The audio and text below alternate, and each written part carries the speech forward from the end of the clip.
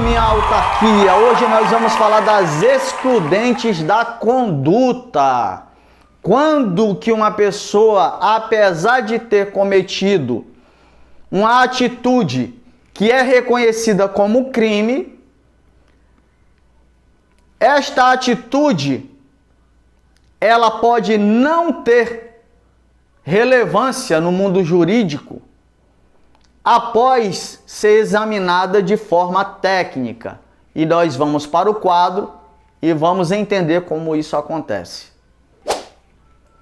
A conduta, ela é um dos subitens do fato típico, que é um dos elementos da teoria do crime, lembra?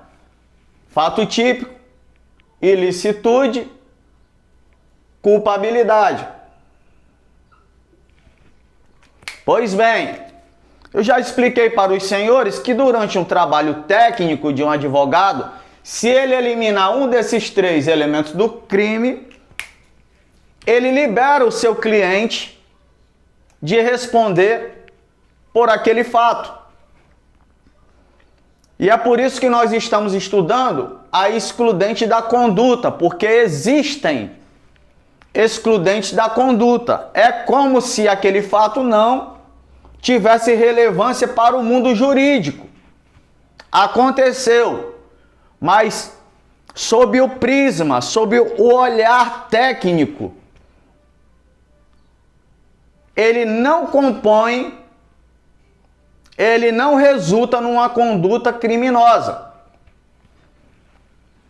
Vamos à explicação. A conduta, ela tem três características. Ela deve ser humana. Como assim humana, Taurino?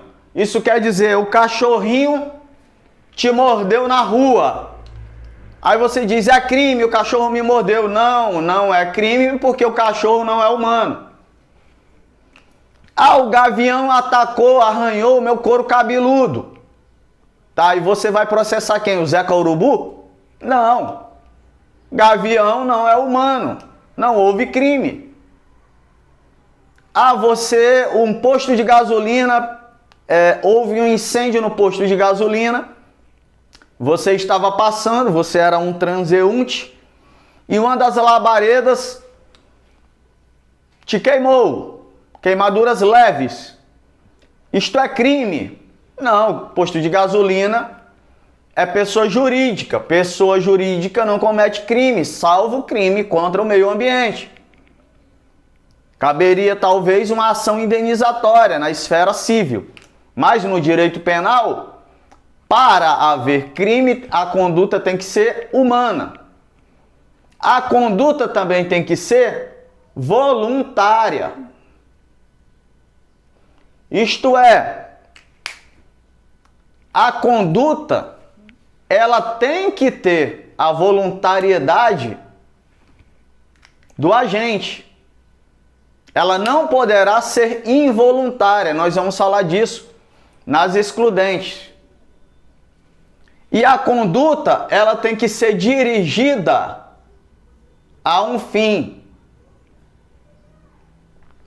Lembra da teoria do crime? Um dia foi causal, causa e efeito, mas depois disso, o grande pensador Immanuel Kant foi o precursor da teoria finalista, em que ele diz que toda ação ela tem que buscar uma finalidade. Logo, abraçou-se o entendimento que a conduta ela tem que ser dirigida a um fim. O agente tinha que ter a finalidade de praticar o crime, seja de forma dolosa ou culposa. Dolosa se ele ignorou o resultado, ou se ele assumiu o risco do resultado, ele quis produzir o resultado, ignorando. Existem vários tipos de dolo, ou se ele assumiu o risco. no caso do dolo eventual. Também podendo acontecer de forma culposa, quando há a falta do bem de cuidado. Não houve o bem de cuidado ali, então ele, por negligência, imprudência ou imperícia, ele pratica o crime na modalidade culposa.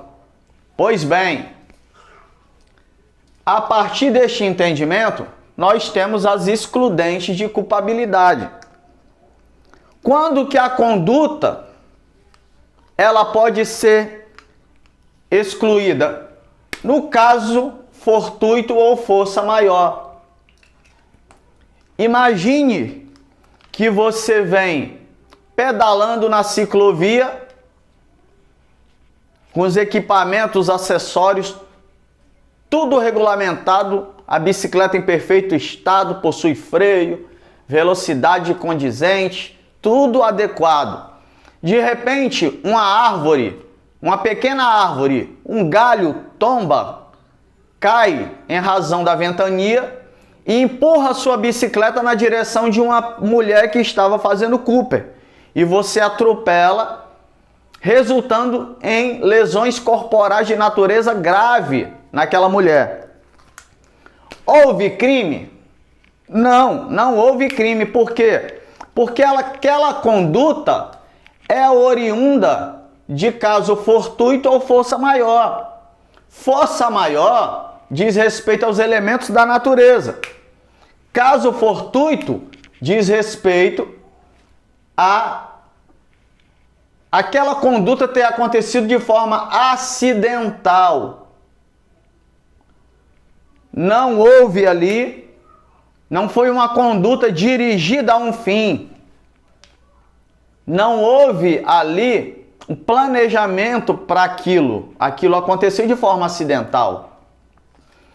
Também pode-se excluir a conduta quando os atos forem involuntários. Existe o caso do sonambulismo,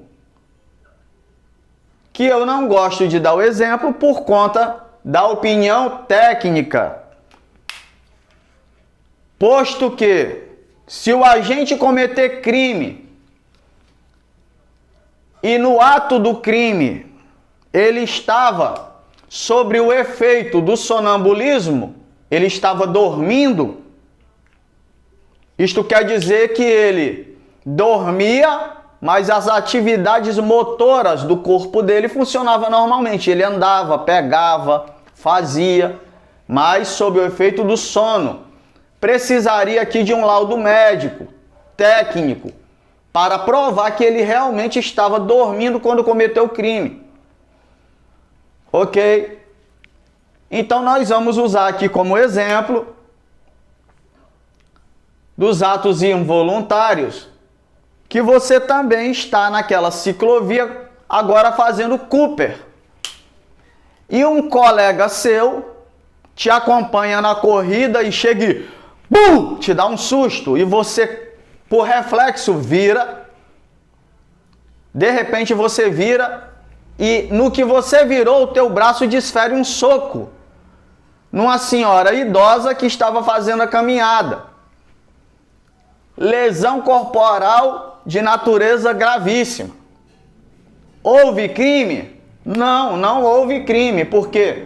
Porque foram atos involuntários, atos reflexos.